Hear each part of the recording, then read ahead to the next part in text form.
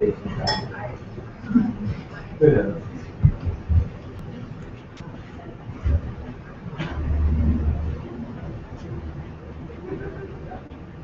Yeah, it's not.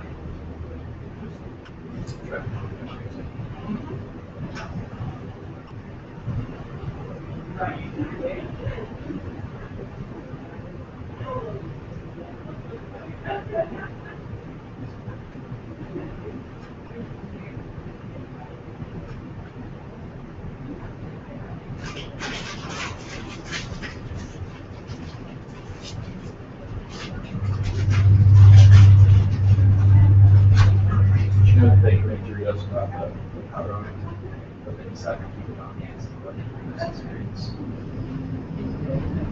Makes sense.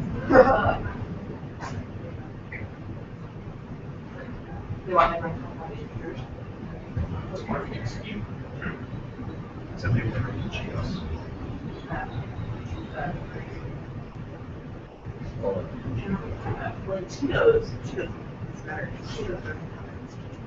I believe Doritos does.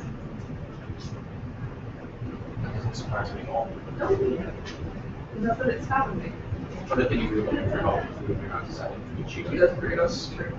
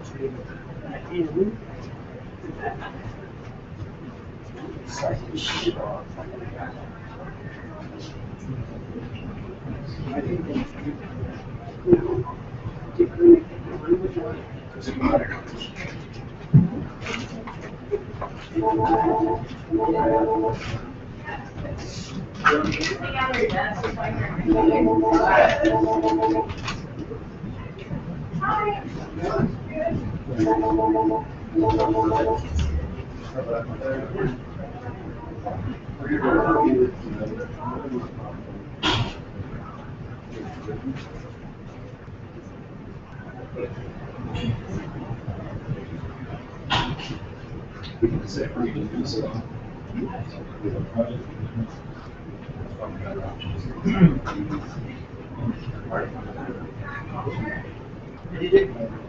Yeah, all right.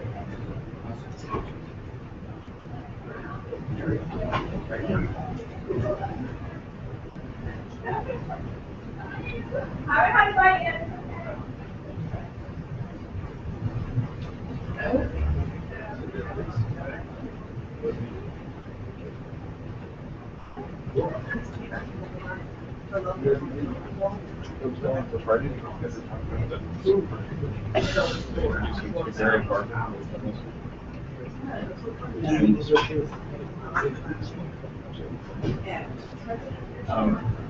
Actually, I asked my friends, we talked about she was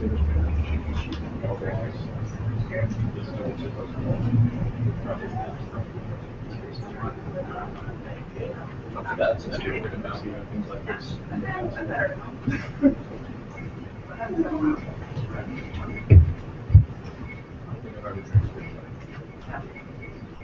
We're broadcasting live. See if we're watching me. I don't think that there's anybody watching. They just signed I'm a laptop. Of course, I was terrible. I know. We just want to confirm. It is very hot.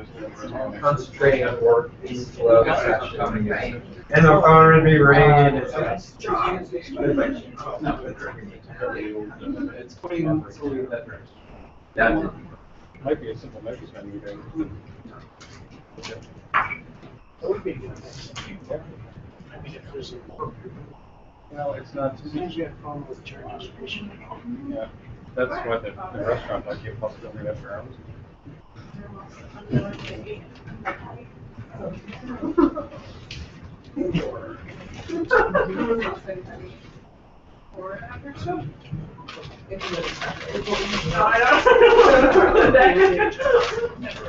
I give up.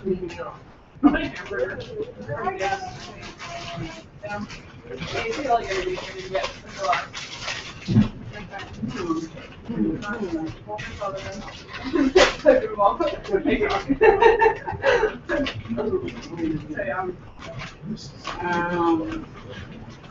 I used to live on 7 just to pass by 5.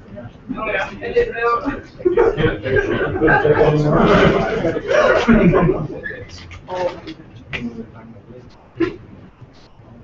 So I'm making it from Chanel.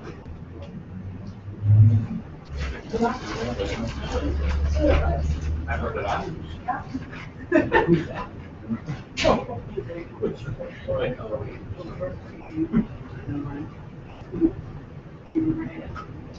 I remember when we were house hunting. We stopped at the street.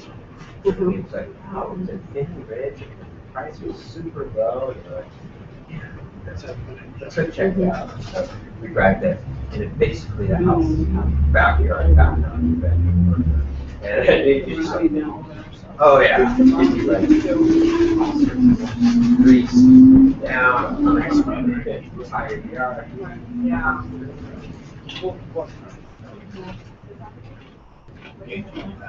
Probably did 3 hidden gigs.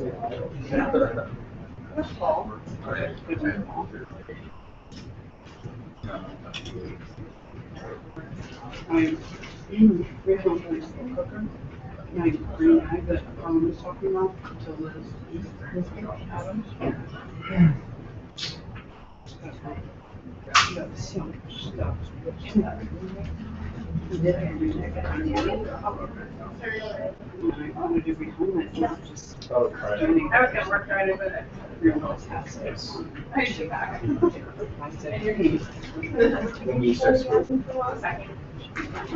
Yeah, I'm going back every week early.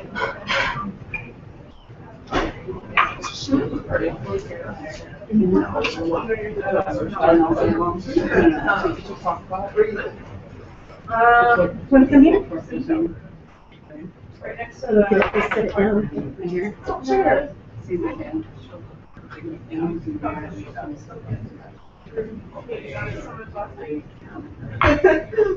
But yeah, we have a house in here, so it's I know. a little sketchy area, but. Yeah. That way. The little area. You ever lived in a house or is it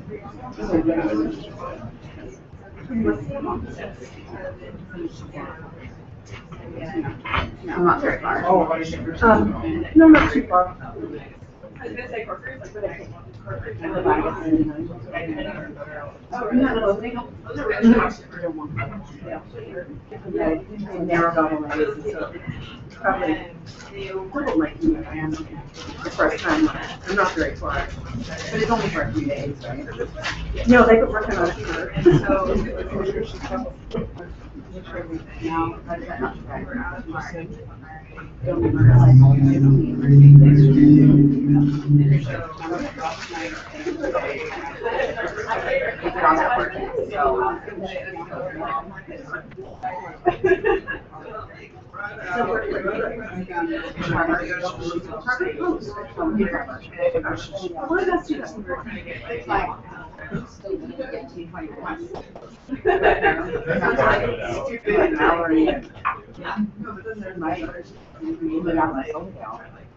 Oh, now there's. She lives in Bremerton. More towards Fuller's. It's probably not anything good to just like standing on there. Her husband's in Navy. So, So then it took another year. I guess I'm Yeah, I had to like. Gates. It may take him a long time to get in.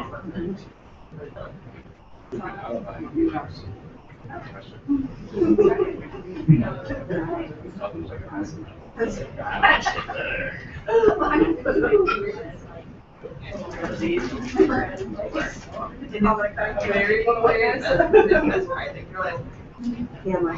Not mesmerizing the perspective. I was getting rid of some harshness, maybe let it fire. And then they go over to the fire, it's then the wash left.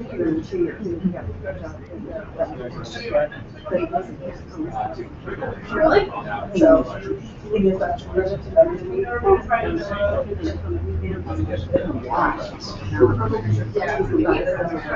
Oh, yeah.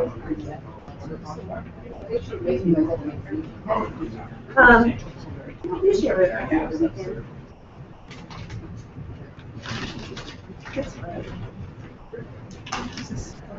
Oh, yes. Marion. So I'm back over to stay Marion. I was going right over. Yeah, because it's been around for a while. Just like, Which is nice because I do a lot of trauma. My daughter works in trauma. it was awesome. She wants to move.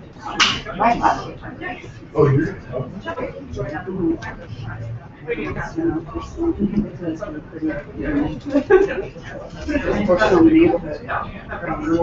Yeah, it's not. She's kind of Really? Yeah, my daughter's. They mean, my husband lived in the same dorm. From high school. Okay. So Well, well. no, my daughter, I do, but my daughter's in so she goes to community colleges, I mean, yeah. And, even Olivia, she'll graduate in the quarter class. Because when she started it, she wasn't sure. Such that there was no hope for And she ended up loving it. She really wants to do that. Mhm. Or really great. Got to. So we'll see.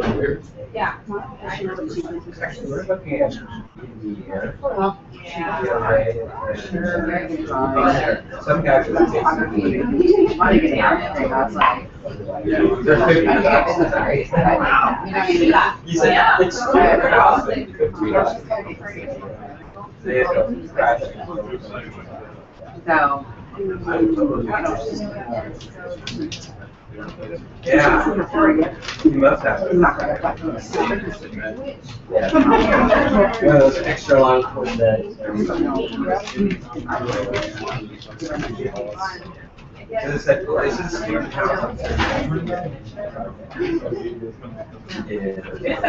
Yeah.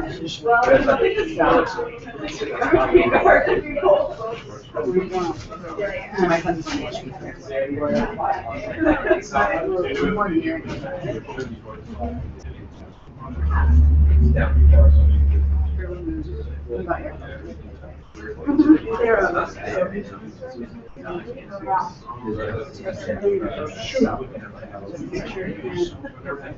That I've never had. There. Yeah, I was like.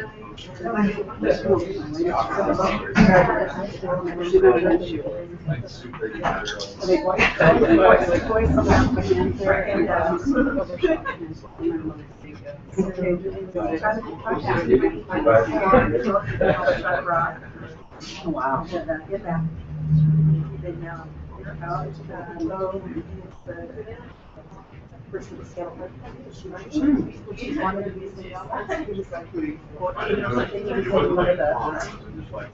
Well, it was got extended program. Okay. They put that together. That's cool. Yeah, so he finally got and so he's on shift. This area. So it's on here. He even answered the call. That's cool. It is that one. Yeah. Better. And he's the younger one? He's the. No, he's the Nope. Yeah, dogs. Do you have granddaughter? Yeah, that's right. Yeah. Same. We have, my oldest daughter has a broken sister. And eventually, I just want to have.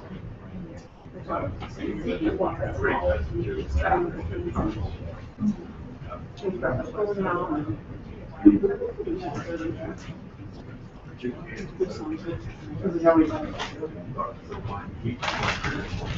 must be in the fire department as well. And you got shortlisted. Like he wanted to do something like for the military. Right. And he's got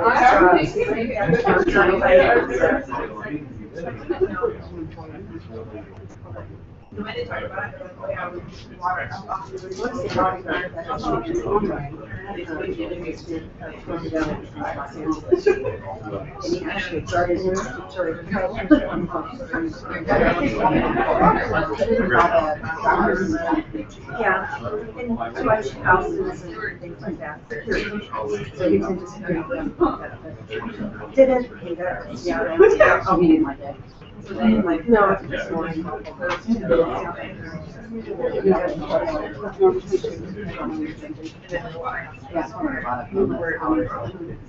So right now, I think actually,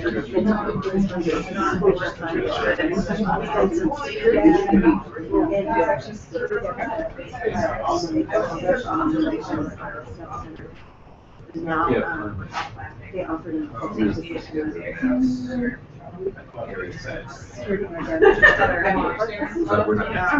So he wears a uniform and a gun. Yeah.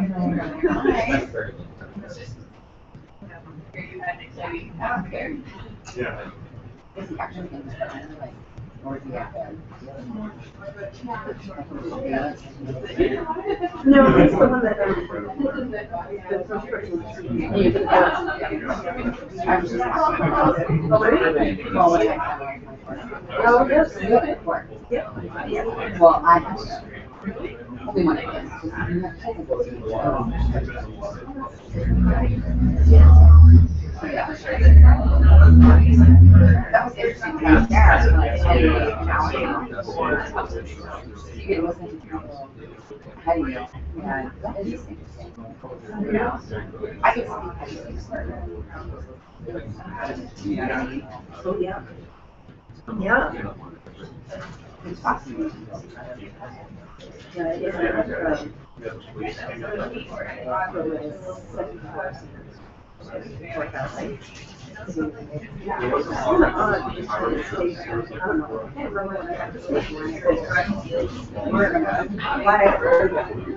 Well,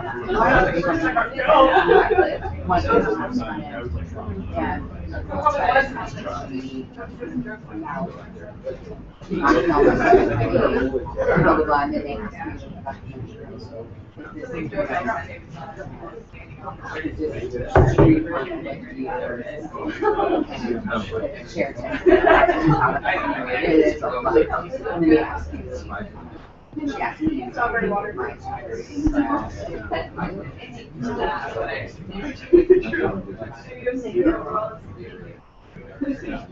So I guess you have to switch.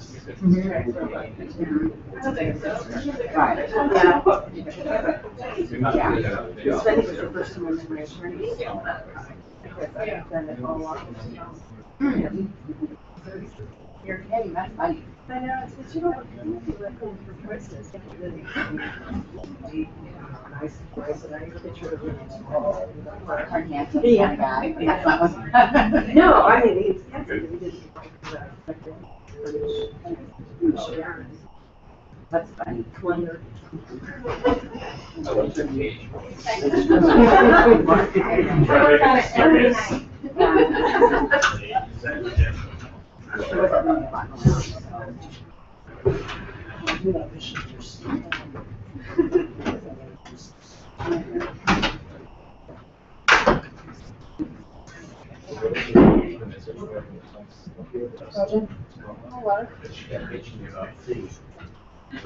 Like, they just got office, and I'm like, it was really hot. Oh, they're getting food.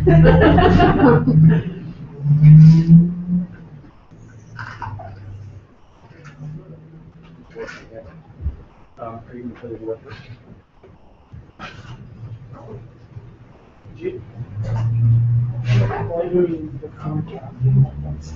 No, yeah, I mean, first order.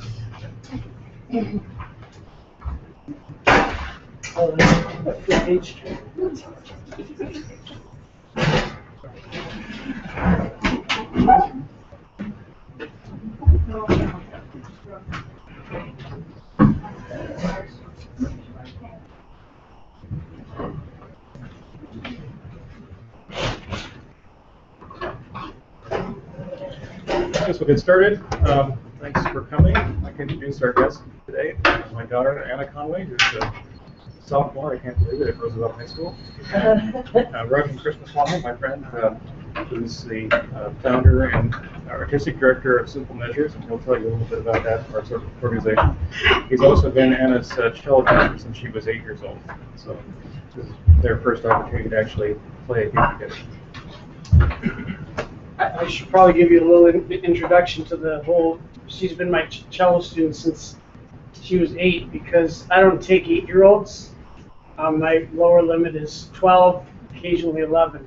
But any of you who know Charlie, which is I think probably all of you, he doesn't do anything halfway. So I got a complete proposal with 3 pages of information and all this kind of stuff. And I sort of couldn't say no at that point. So, and I'm glad I didn't because Anna's been a great student for all that time. She was immediately receptive to my sort of analytical style, which is usually suited to kids older than 8. So it's worked out well. And all of that has very little to do with Simple Measures, nothing since she's playing today. But Simple Measures is an organization that I started 10 years ago. We're starting our 10th anniversary season, which is very exciting for us.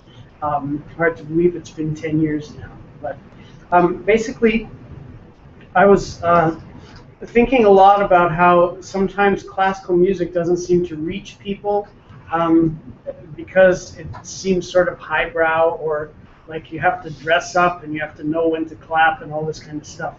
And I didn't think that was really matching sort of the 21st century ethic. And so I set about to find a paradigm that matches the informality and I don't know, entertainment aesthetic of today's audiences. And so that was the basis for Simple Measures, and also just sort of the house concert feel. If any of you have ever been to house concerts, they tend to be informal, and there's interplay between the audience and the musicians. And so so I started Simple Measures, and I remember right at the beginning somebody said, well, why do we need another chamber music series?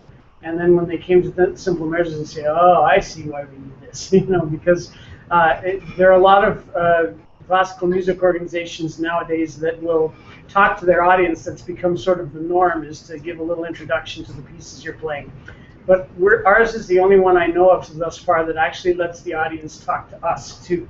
So we actually solicit questions and have some level of audience participation at all of our shows. And it makes it much more immediate. It breaks down the fourth wall so that the audience feels like they're part of the process and not just sitting there observing from afar.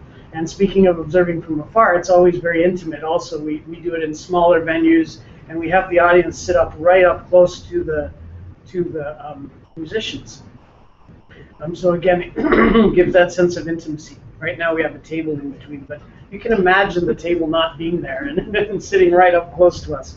One of our early logos, what do you call it, violet taglines or whatever, was so close that you can lick the varnish. But please don't.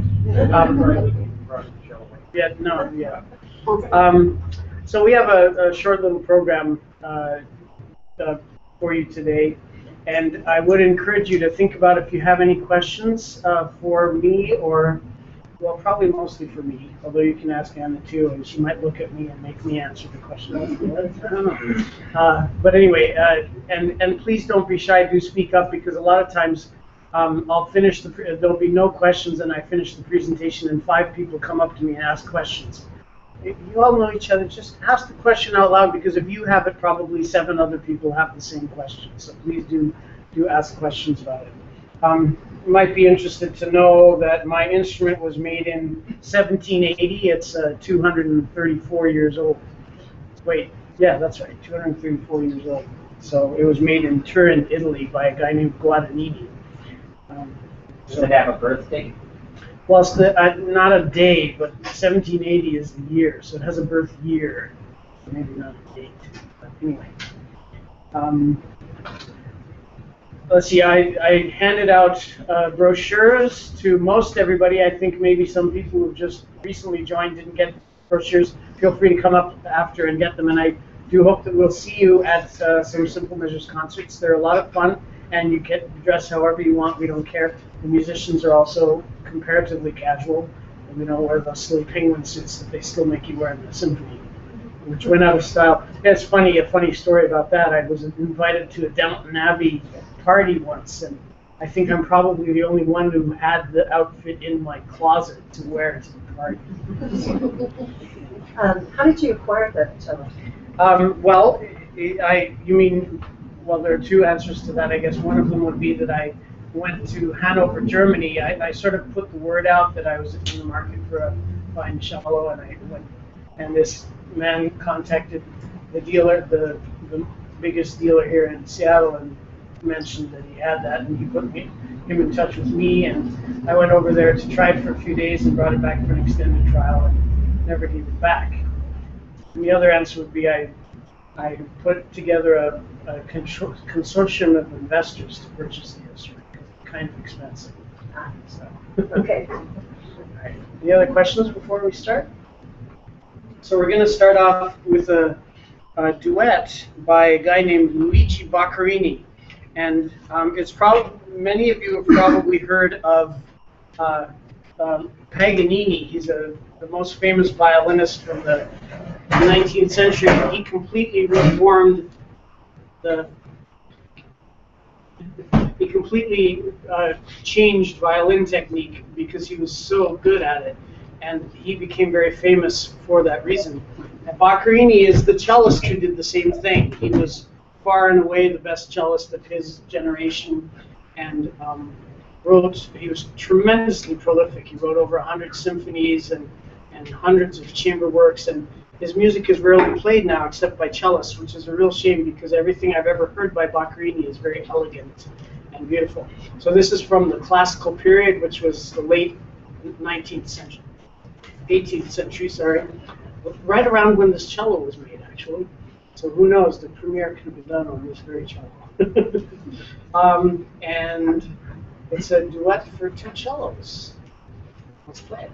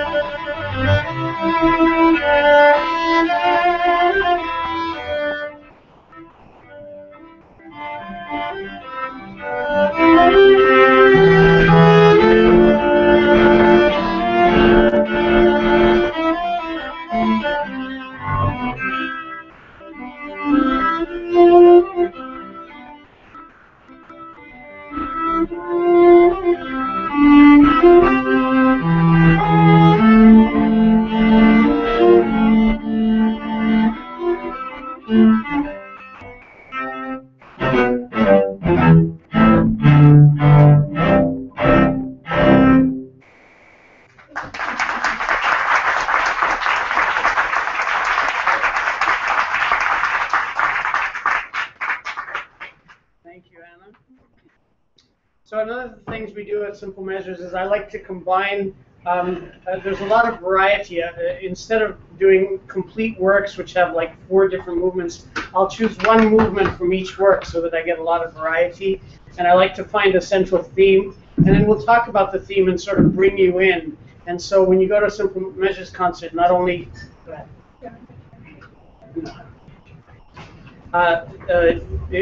it's just a lot of fun, and also you come away perhaps knowing a little bit more about the history of the pieces, or a little more perspective on classical music in general, and that kind of thing. So I'm going to give you a little sample of what we do today. I'll play a couple of different pieces for solo cello. The first one is by Bach, and the second one is by Benjamin Britten. So Johann Sebastian Bach is the most famous composer from the Baroque period, which is a period that came right before the classical period that we just played. So for those of you who may not know, there are different distinct periods in music. And so the Baroque one is what this is from. And in the Baroque era, you know, every 100 years or so, classical music seems to go through a transition. And this was not another the ideas behind the genesis of Simple Measures is that I think we're on the cusp of one of those changes right now. So in the 18th century, most musicians were supported by the aristocracy, and we were, you know, there were the cooks and the cleaners and the musicians, that were the orchestra members, and we were all paid by the aristocracy. And that economic model ran into some trouble in the late 18th century when we lopped off the heads of the aristocracy, and they stopped paying their bills at that point. And so it became more of a middle class thing, and it went into salon music and things like that. And then in the beginning of the 20th century, that's when the current model of orchestras came into being with organizations that were actually, you know, paid musicians, paid by the community or by the government or whatever, to be in orchestras. And nowadays, that model is still going on, but it's becoming less popular. So we're looking for that 21st century model. So anyway, back in the 18th century, the being paid by the aristocracy, a lot of times music was for their dances, their balls, and things like that. So this piece is from a dance suite, and it wasn't necessarily written to be danced to, but it comes from the forms of dances. It's a dance suite. So this particular one I'm going to play is a saraband, which is a slower dance. And you can kind of imagine in your head, if you want, the hoop skirts and all that kind of thing of you know, and the frilly wigs and all that kind of thing that you've all probably seen in period movies. They would have been dancing to pieces like this. So, and this saraband that I'm going to play has a very distinctive rhythmic pattern. It's in 3, so it goes 1, 2, 3, 1, 2, 3, slower than that, but I'm saving time. And the overall pattern of this has an accent on the second beat, so it goes 1, 2, 3, 1, 2, 3, and the next 2 bars go 1, 2, 3, 4, 5, 6 with no accent at all. So you'll hear the first 2 bars with an accent on 2, and the next 2 bars with no accent. If you'd like, you can see if you can pick that up, or not, it doesn't matter, because it's still beautiful even if you don't pick up on that. But it's an interesting little thing that, and the obvious explanation is that they would have had a large step on the second beat, and then they would have done smaller steps for the next 2 bars. So the beat pattern corresponds with what the dance would have done. So the saraband from the C major suite by Johann Sebastian Bach.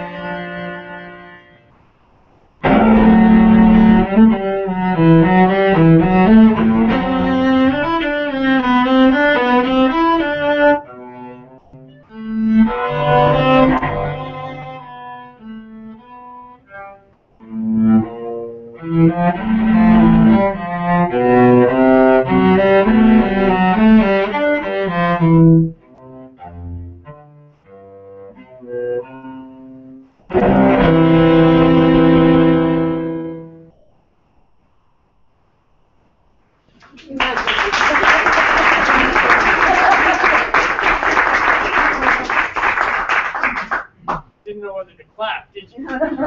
You clap whenever you want. Actually, we're just wondering if you could play for the rest of the day, so we could just sit at our machines and kind of do work. Yeah, right.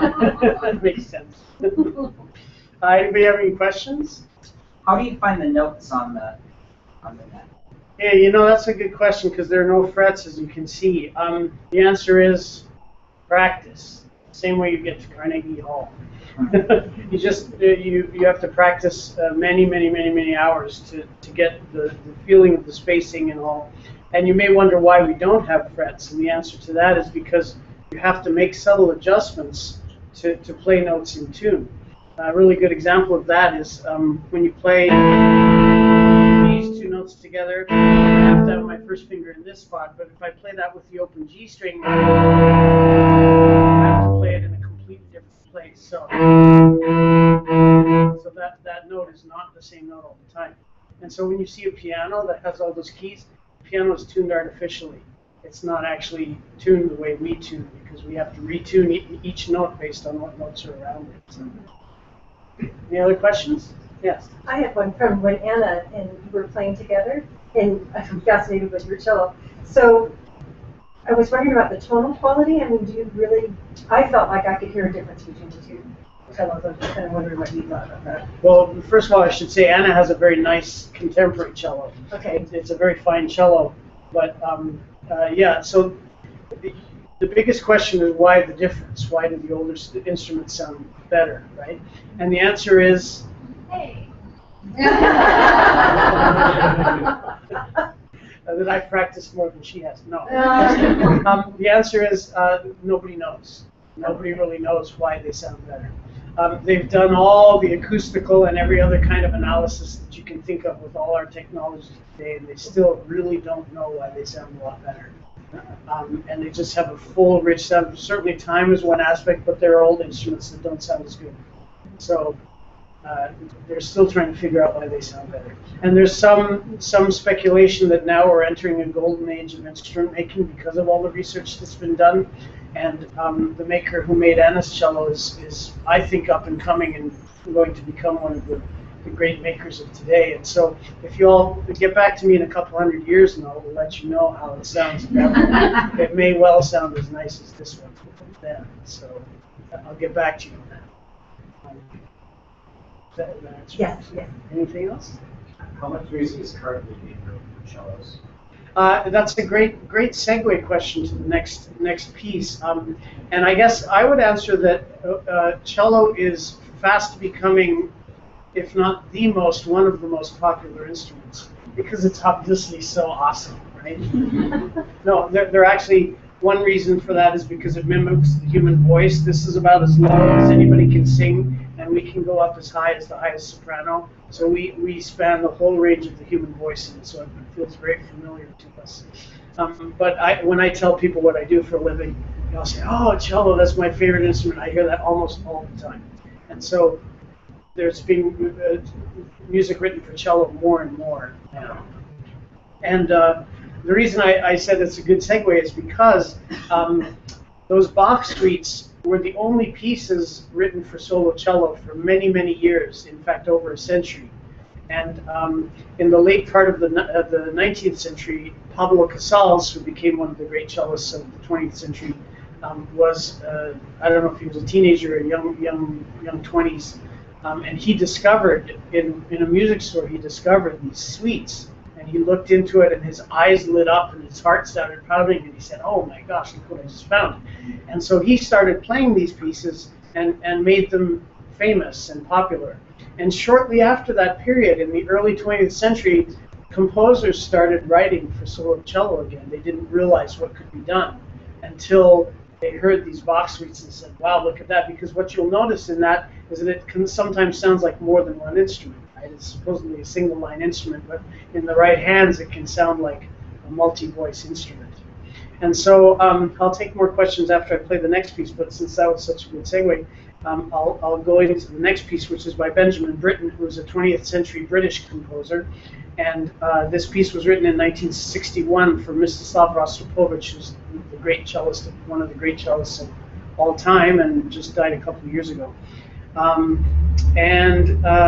You will see it's called Suite for Cello. So it very much follows the Baroque forms, not precisely, but there's a fugue in there, which is a typical Baroque thing, and a bourrée, and all kinds of, which is a dance form. So he is obviously taking his inspiration from the Bach suites. And I'm going to play the first movement of this, which is called Canto Primo, or the first song. And you'll see that there are some similarities. You'll hear the multiple lines going on simultaneously, and sort of the feel that harks back to the Bach pieces. So this is the first movement of Benjamin Britten's Suite for Cello, Opus 72.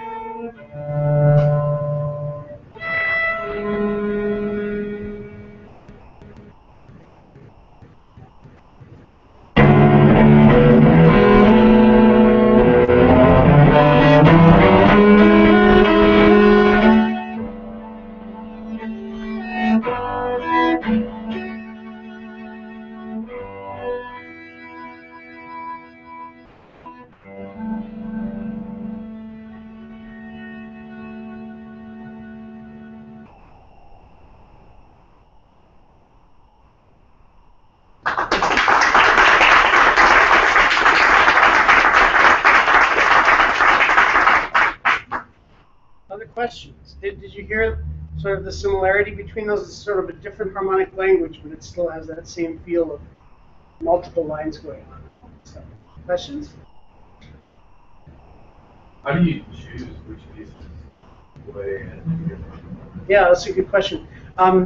Basically, there's a bit of a process there. The main thing I often do is decide what big piece I want to do, because on the second half we usually do a complete piece. And so I'll think about, well, what do I really want to do there?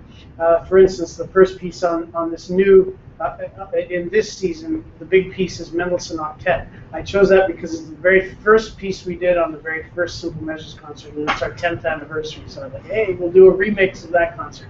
So, and then for the theme of the season is time. Time to celebrate, and then on the second page it says to celebrate time.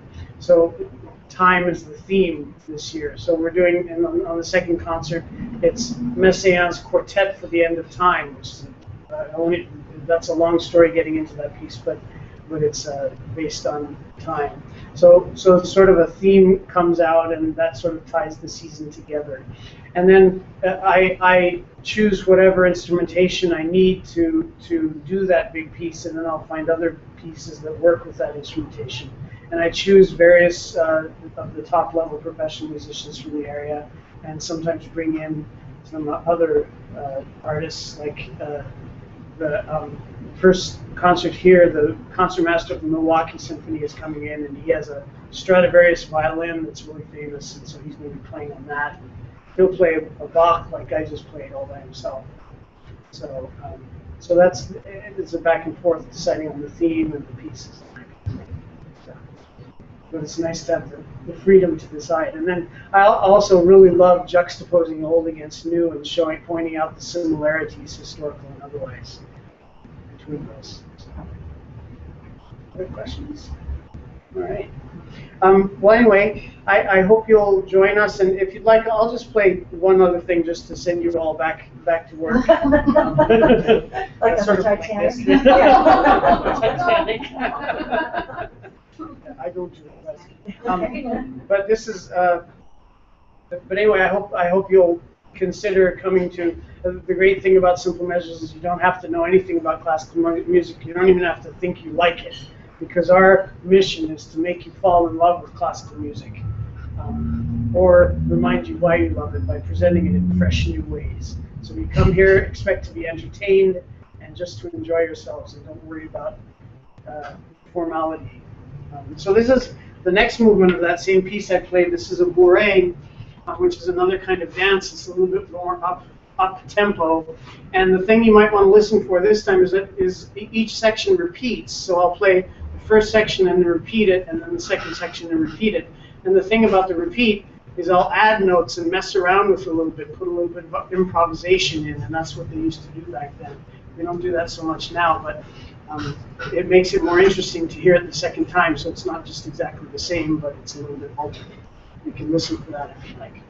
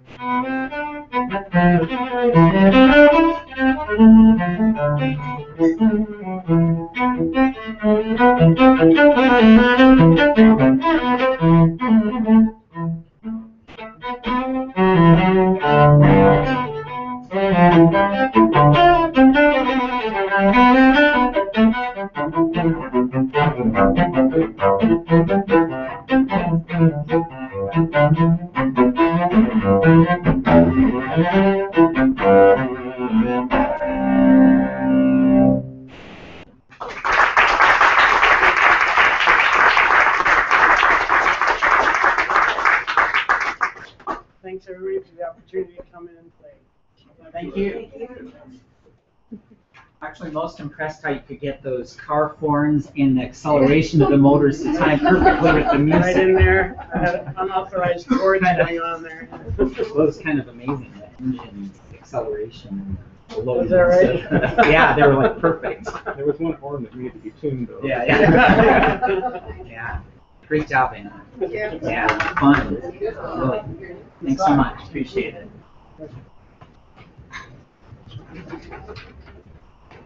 It was very good. Yes. My nephew plays the cello. He's telling me to by turn on that school. Oh, okay. Yeah. To So, study with John Friesen up there? Yeah, Western Washington. yeah, I don't know if you know I went to school with cello. the guy who directs the. He teaches cello. Oh, cool. Yeah, he went to the audition and got into the orchestra, the band, Yeah.